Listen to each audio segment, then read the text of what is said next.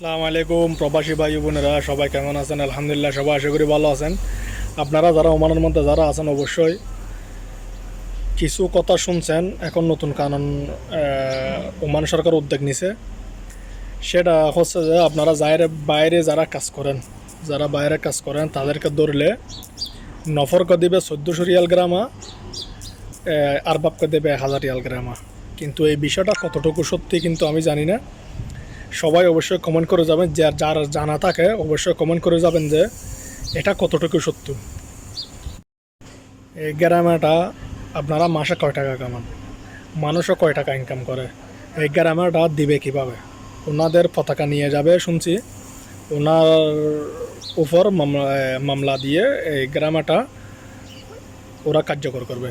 কিন্তু এই ঘটনা হচ্ছে যে আপনারা যদি 1400 রিয়াল গ্রাম এটা দিবেন কিভাবে? আপনার আর ব্যাপারটা বা খাল্লি পারলে আপনার উপর যদি দেয় এটা কী করবেন? এটা কোন ধরনের কারণ আমি সিস্টেম বুঝলাম না ওমানের মধ্যে।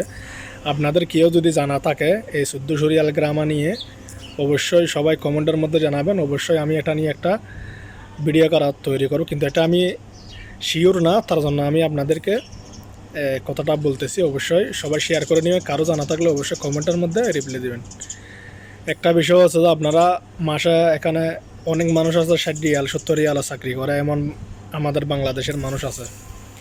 আর একটা বিষয় হচ্ছে যে এমন বেশিরভাগ মানুষ থাকলে কিন্তু 100 রিয়াল 120 রিয়াল এরকম মানুষ বেশি। কিন্তু যারা বিজনেস করে তাদের জন্য একটু বেশি, তাদের কথা বা বাদ দিলাম আমি। কিন্তু যারা অসহায়, যারা একটু সমস্যার মধ্যে, তারা কি করবে?